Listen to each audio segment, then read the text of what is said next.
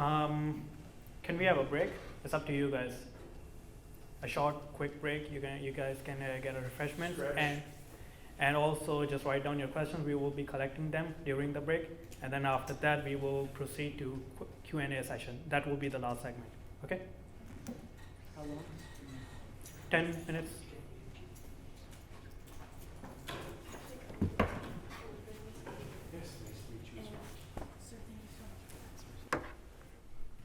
Okay, now we will begin with our Q&A session, which is the last segment. We have quite a few questions, and they're all for Mufti Aasim. So we will begin with our first question, and it goes, if they are not Muslims, this person means ISIS, if they are not Muslims, then who are they and where did they come from? Why so many people join them?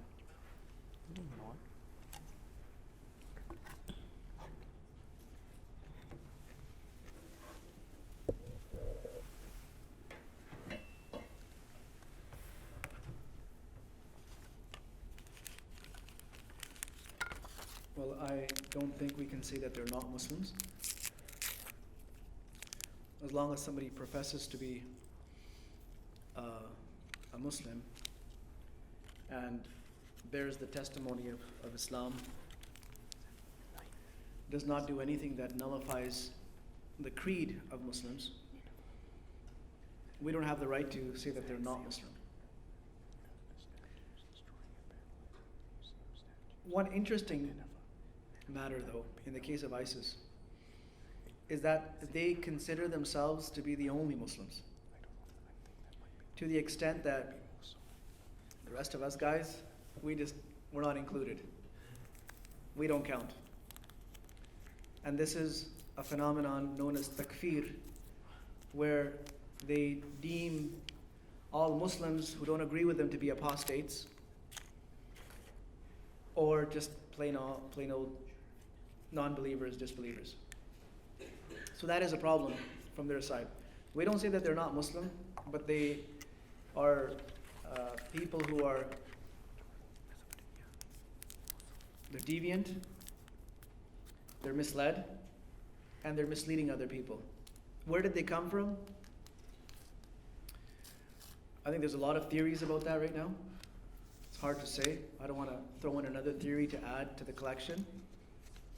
But there are different types of people that are going and joining them. There are those people that are sort of at the top with some clear political objectives. And then there are those who have suffered losses as a result of the operations carried out by Western countries.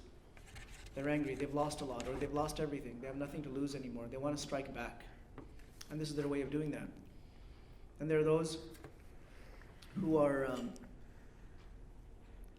they're not in that second category. They haven't perhaps suffered any personal losses, but they're very disenchanted with the West and with Western countries, or with the rulers of Muslim countries. And they feel that the rulers of the Muslim countries are inept. They are never going to allow them to do what they want to do. And so this is their way of sort of, joining that conflict, joining the side of the conflict that they think is going to help. Then you have some people that are just lured into it. They're attracted by the glossy magazines and the fancy propaganda clips, and they see it as a chance for glory and all of that kind of stuff. So they're in there for that type of a mission.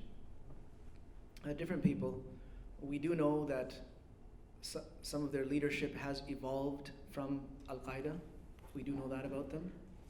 So it does have its roots in that organization, or a part of them have their roots in that organization, and the rest, I think, it's some of what I've mentioned and then some speculation.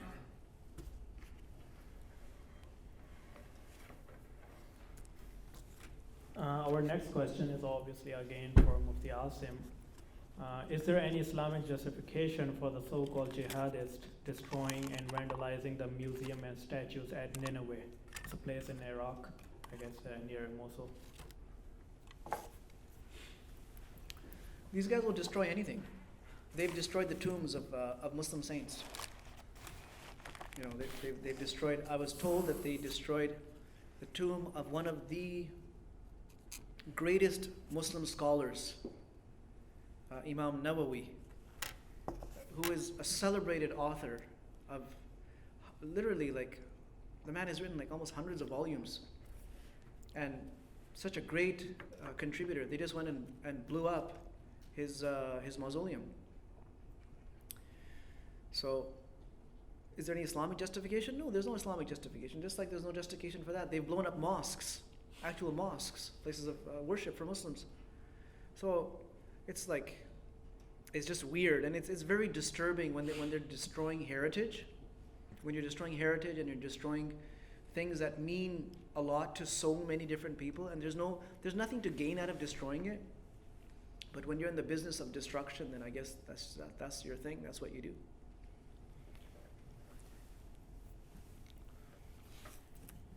Our next question is, the only narrative readily available to the general public is that provided by the mass media, which is that of ISIS and other extremist groups.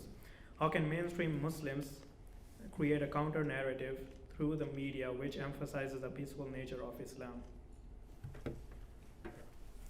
Well, part of that is through this campaign that we're doing. We have requested the support of the federal government in order to maximize the platform from which we are conveying this message. I don't even know if that request has been considered yet, because we haven't received any response.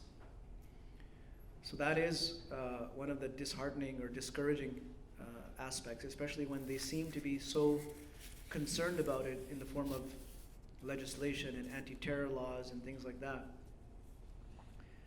But I don't think a law is going to stop someone from being radicalized. I think it's education. It's engaging the people and giving them, exposure to your narrative. So we would like to see more work done, but we are community groups. Our resources are extremely limited. We're doing whatever is in our power. I think the government needs to step in, more than just our local detachment, which you're seeing over here represented. I think it needs to take things much more seriously if they really want to prevent violent extremism, because we're not seeing that relationship building from their side. All right, our next question is, why Muslim world don't stand against the extremist groups and let the world know that they are not representing Muslims or Islam? Why are they, the scholars or the leaders, are silent? I'm afraid the question is very poorly, very, very poorly phrased, and it's completely inaccurate. In fact, it's a false statement. Nobody is silent. Muslims are shouting this off the rooftops. It's a different issue that mainstream media isn't paying attention. That's another issue altogether. How, for example, how would you guys know what I said to my congregation in my sermons? You have no idea of knowing that. It's not broadcasted. Muslims and Muslim communities and organizations have been working tirelessly and diligently to not just denounce, but also to state that why this is religiously incorrect.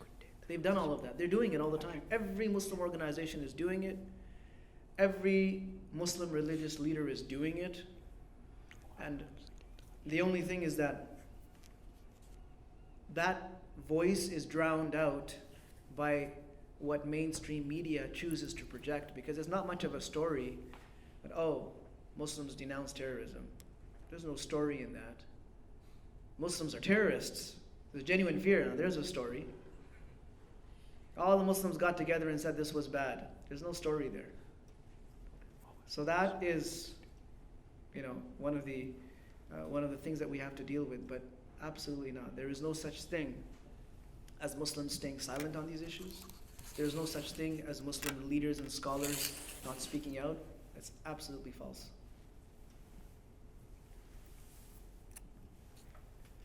This second question is an open question. I think Derek wants to take it. The question goes: if the security guard and other Muslims had reached out to the boy sleeping in the stairs, do you think that would have had a positive effect on him, rather than to apply the concept of legal accountability and put responsibility on him to reach out? I'll just say in the case, and I think this is referring to Zahaf Bibo again, there were junctures earlier, his employer, where he worked in Squamish along the highway, working there, he showed his employer beheading videos and had indicated that he was going to commit acts of violence. And this is before he was at the Burnaby Mosque. So at that point, I would say, when we talk about accountability in our community, we also would say employers and others, if there is somebody that is experiencing trouble, I would hope that the employer would actually talk to the police and discuss this. And he was talking about doing violence at the time. So, and we always say hindsight's 20/20, right? And so we want to get that message out to our community and say, if you do see something, definitely intervene. And in the case of the mosque, and I think you're familiar with it, that Mr. Bibo had been in and out of the mosque a number of times, but he had also disappeared for a period of time from the mosque due to being arrested and incarcerated for robbery, which the people in the mosque didn't know about. And then he would reappear, and he had drug addiction issues, and he would reappear and disappear. He was up and down with wherever he had ended up. And he only had, I believe it was only 3 months at the Burnaby Mosque on and off of appearing and reappearing. And so that's the other thing too, when you have people cycling through the addiction side of the house, you're going to get very erratic time periods where they show up, they leave, and they're not, and evidently from I attended the press conference with the British Columbia Muslim Association, and he didn't interact with the community itself. The community engaged him, but he became upset about people that were of other faiths attending the mosque, and that's when he came into contact with I believe the mosque president and the others at that location, because he didn't want non-believers in the mosque. But like I say, you're dealing with somebody who cycles in and out, and they had engaged him, but he was looking for a place to stay. He was moving back into Vancouver. He was in and out, and he was a more difficult individual, I believe, when we talk about that with contacts. And going back to the time of even his employer, those were indicators we knew, in essence, looking at the bigger picture, that yes, there were problems, but people didn't come forward to talk to us about those interactions with him, which are troubling, definitely. Okay. Right, thank you. There's another question. Since the fall of the Ottoman Empire, Muslims have longed for a Muslim state. How should Muslims achieve this? Honestly, that's not the scope of our talk. How should Muslims achieve an Islamic state?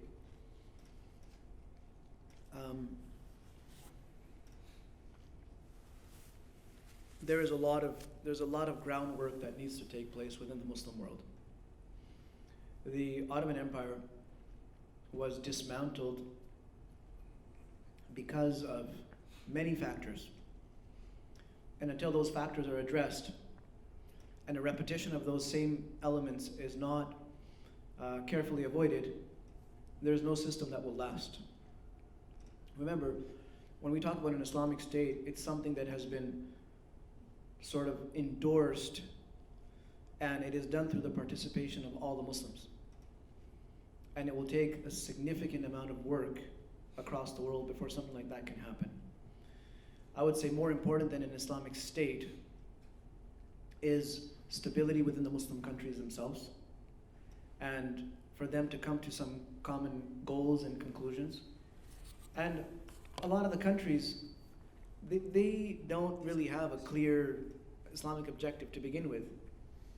So there would be a revival of Islam in those countries.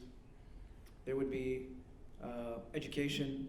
There would be a renewed interest in seeing the religion implemented at an administrative level.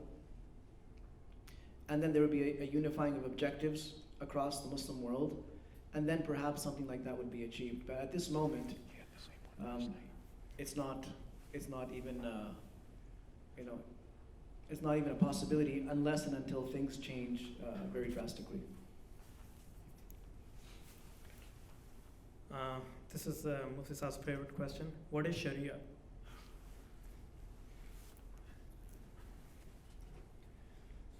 Sharia just means the laws and the teachings of Islam. It includes creed, worships, behaviors, rights and duties and obligations. It includes economic activity. It includes earning and spending and all of those things. So it's a very broad term. It covers basically the whole scope of Islamic teachings. The term gains popularity in the West because it is used in a specific context by certain Western writers who use Sharia law to indicate certain aspects of the Islamic penal code. And what the word unfortunately has come to represent today is those penalties, those corporal punishments that are administered, as a result of certain acts. But the Sharia itself, it just means the whole body of Islamic law. And I think I'll just keep it to that. This question is also an open question. What causes the radicalization? I'll go into detail, not a lot of detail. It's a complicated subject, and it is something that is, I would say, radicalization is something that when you look at it, it is and we have a variety of viewpoints even in our own office. And when we talk about radicalization, it is a process that a person goes through, and anybody can be radical out there, and I'll talk about that too. Radical ideas or things like that, completely legal in a free and just society. That's how light bulbs, cars, a variety of things, computers, things became invented. It's when the radicalization moves toward violent extremism, when the person is talking about openly hurting groups of people and carrying that through, is when you cross a threshold, and there will be a variety of things that they will do to test that, and those behaviors will become evident. So it is something that you will. Does the person become radicalized by watching online videos? They're going to meet like-minded individuals online. They may associate. When you have individuals who we call lone offenders or lone actors, they may in their mind believe they're acting with a group, but they may have been rejected by a group. But in their mind, they believe that they're on the team, even though they may not be. But it is something where when they move through it, it could be through their social network that is helping to radicalize them. And a combination of things online. It could be individuals that are helping to radicalize those individuals. And we talk about that too. People who are recruiting other people, be it extreme white supremacist groups as well. We have those in our society. They recruit young people, people that are also vulnerable. And those recruiters look for things specifically too. They will look at a person, or they will go to a place where individuals are disenfranchised or feeling on the edge. These people are like they're predatory in nature, but they will use hooks, they will talk to people and things like that. So radicalization comes through a variety of means. It could be a combination of recruiters, it could be online, it could be with their social network. The individuals that were from Calgary, or that attended Thompson Rivers University, for example, they belonged to a social group, a social network, and they didn't go to a mosque. They went to another location where they got together, but they were of like mind. It was part of their social network that moved them toward where they were going. So to be short, it is a complicated process. It goes through a variety of steps, And then it moves through, as you move through radicalization, the end product is violence, of carrying out a violent act that's premeditated, it's planned, and it's also one that's indiscriminate, but it's used as a tool. And that's how they go through that planning process. But it is something that is through a variety of means, and it's not just one single thing that's going to do that. Anything to add to that? No, it's fine. Well, I can say one thing. Yes. Sure. There's another feature of the radicalization that leads to violent extremism that we are seeing consistently, and that is that they're not content with the mainstream interpretation of their religion. And they keep turning to alternate sources as opposed to the general body of Islam and Muslims. They're not content with it. And this thought is implanted in their minds that, this is all too soft. This is all too soft. It's all, it's all too idealistic. It doesn't deal with the realities. The realities are much tougher. It's a very difficult world out there. And, these imams or these scholars, they have no idea, or they're sellouts, or they're just dancing to the tune of the West, or they're just trying to please their Western masters. All kinds of things are put into their minds to make them feel that what is being projected by mainstream Islam and Muslims and authorities is just not good enough. And so we need to take matters into our own hands. We need to be concerned with the real deal. So that's another feature. And where we see people moving away from the body of mainstream Islam and the main congregation, that is one of the things that, it could be an issue of concern for us. We have one last question. Does Quran promote violence as it contains violent verses commanding people to kill?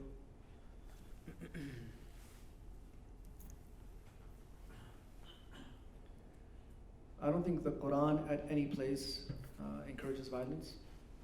There's not a single passage in the Quran that encourages violence. The verses that people are using in a violent way are the verses that, as I mentioned, the verses that deal with war itself. And war is not about passing around roses. Okay? And war is not about discussions on tables. War is war. It's about killing or being killed. There is a discussion that the president of a country will have at their inauguration ceremony. And there's a discussion that a general will have as he is leading his troops into battle against the enemy, and they're being shot at and bombed. These are two completely different settings. So the Quran deals with war as a reality, and like I mentioned, it gives the rules. Wherever the Quran is talking about war, it's laying out the ethics and the rules and the laws of war.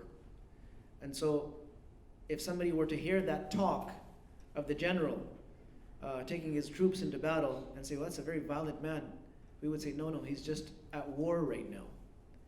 So that's how those verses need to be studied at. They need to be studied in their context, and this is where the mainstream interpretations are so necessary.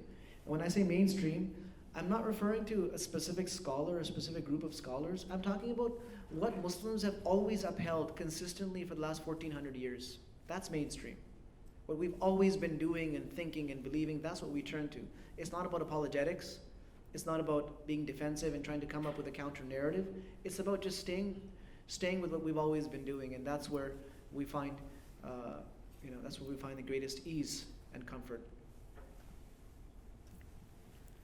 I guess that's all. And there's one more question I can answer. That is just about where can I find more events about Islam.